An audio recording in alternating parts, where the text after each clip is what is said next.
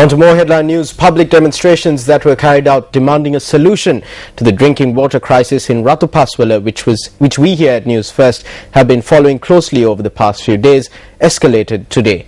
According to the director of the Gampa hospital, the remains of an individual who took part in today's demonstrations is currently lying at the hospital morgue. He added that a group of injured protesters are also receiving treatment at the hospital. Police media spokesperson SP Buddhika Siriwardana said that water cannons and tear gas were used to disperse protesters who acted in an unruly manner. In a latest development, a decision was reached to temporarily close down the factory, which was at the centre of the controversy in the drinking water crisis in Ratupaswala. The factory will remain closed until records are submitted regarding the drinking water problem in Ratupaswala and surrounding areas. Police media spokesperson SP Buddhika Siriwardana said that this decision was arrived at during a meeting presided by Defence Secretary Gotabaya Rajapaksa held at the Ministry of Defence. Today, area residents of Ratupaswala and surrounding areas carried out demonstrations demanding that a solution be provided to the drinking water problem. A tense situation arose in the Valiveria town today as area residents demanded for clean drinking water. Almost all the shops in the Valiveria town have been closed as a mark of protest. Black flags have also been raised across the town. The locals are demonstrating on either side of the road demanding clean drinking water. නගරයේ දෙපස ප්‍රදේශවාසීන් රැස්ව සිටමින් පිරිසුදු ජලය ඉල්ලා සිටින ඉල්ලීම මුල් කරගනිමින් විරෝධතාවයේ නිරතව සිටිනවා. The demonstrators, who first staged the protest by blocking one lane on the New Kandy Road in Valiveria, later occupied both lanes of the road.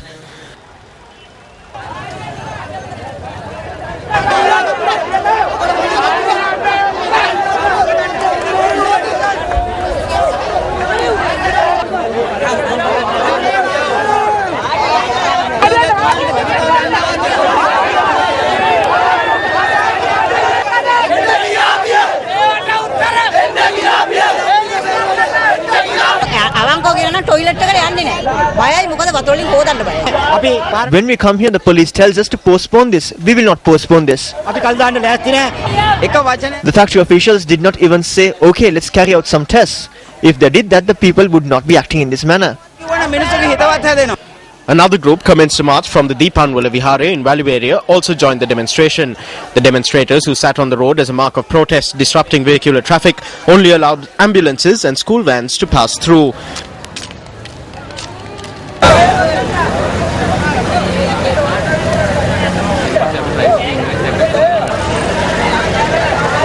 Meanwhile, another group of residents engaged in a demonstration on the Colombo Kandy Road by obstructing the Balum Mahara junction.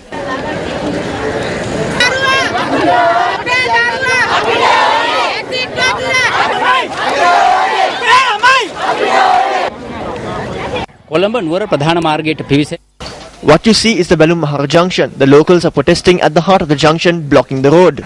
The police requested the demonstrators to move away from the road. However, demonstrators did not heed this request. Therefore, security forces personnel took measures to disperse the crowds at 4:40 this evening. Journalists who were covering the demonstrations were also assaulted.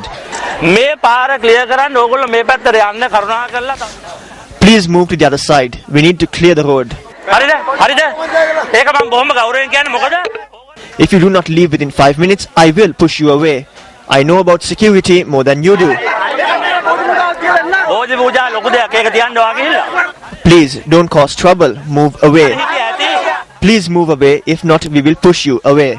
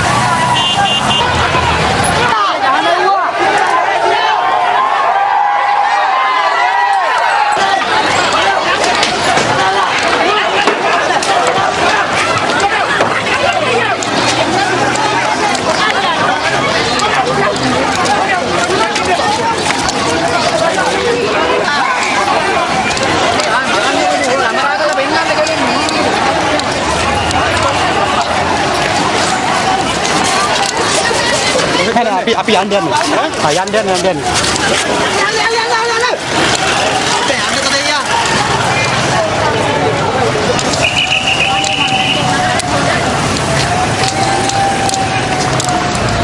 Meanwhile, another group engaged in a demonstration at around 4 this evening by obstructing the Orutota Road. Venerable Theripaya Siridhamma Thera once again commenced a hunger strike close to the factory that allegedly releases chemicals into the water sources. We are engaged in this fast unto death campaign to stop the factory from spewing out poison, to revive the livelihoods of the people and to seek justice. We request you also to contribute to this in any way possible. අසාධාරණයක් වුණා නම් ඒ පිළිබඳව කටයුතු කරන එක සඳහා තමයි අපි මේ මාරාන්තික උපවාසයේ යෙදලා ඉන්නේ. ඒ වගේම ඔබටත් පුළුවන් හැකි ආකාරයට මේ සඳහා දායක වෙන්න. The Geological Survey and Mines Bureau dispatched its officials to the area to obtain soil and water samples. Meanwhile, a Newsfirst U reporter from Gampaha described the situation that he encountered at the Balum Mahara junction today. The army personnel attacked the people who were present in an inhuman manner. I had a camera in my hand. They hit the camera with a pole. They held me onto a light post and beat me.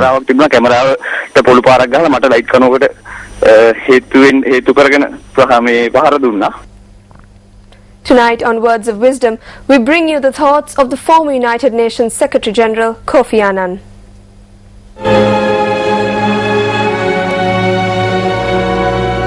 We have the means and the capacity to deal with our problems if only we can find the political will. Kofi Annan, former UN General Secretary.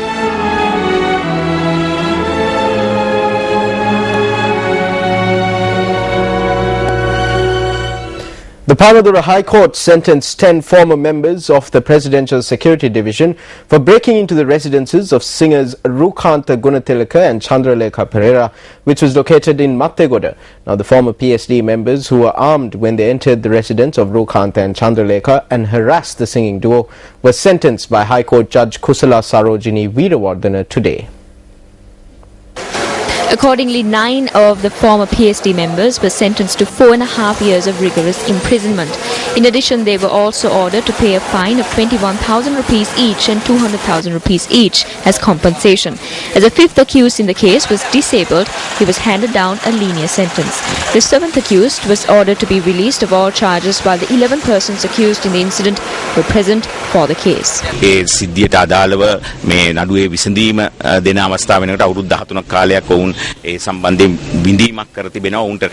had to wait for 13 years until a verdict was issued. A request was made to provide a verdict by taking into consideration the fact that they had not committed previous wrongs and that they had even lost their jobs.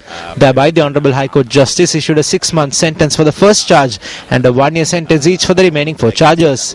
The defence is prepared to file an appeal. The appeal will be filed tomorrow. ඒ අනුව විත්තිකරුවන් සියලු දෙනා වෙනුවෙන් අභියාචනයක් ඉදිරිපත් කිරීමට විත්තිය සූදානම්ව සිටිනවා. හෙට දිනේ අභියාචන පෙත්සම ගොනු කරනවා.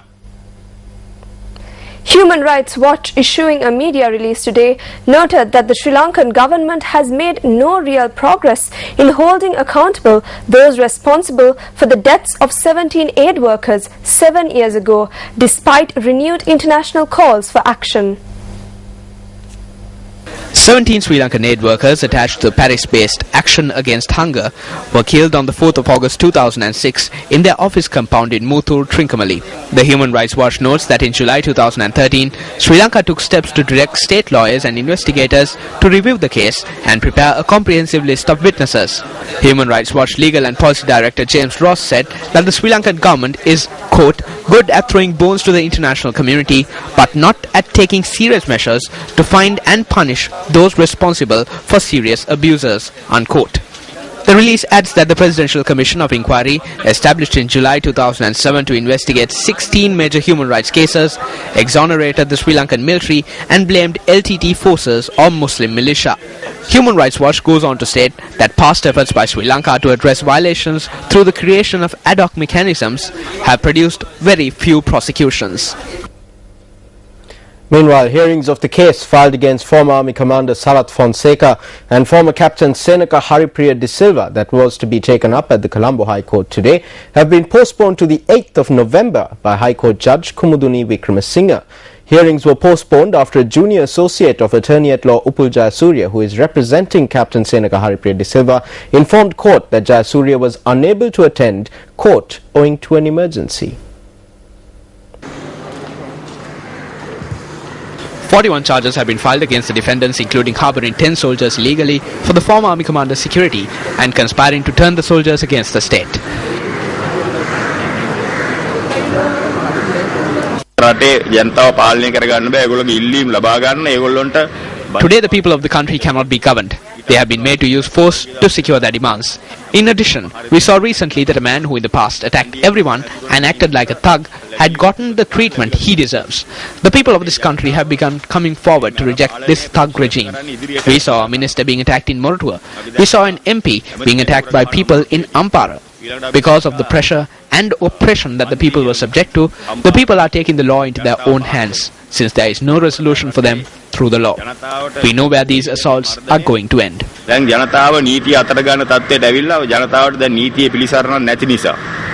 එහෙමනම් අපි දන්නවා මේ පහර දීම අන්තිමට කෙලවර වෙන්නේ කොහෙන්ද කියලා.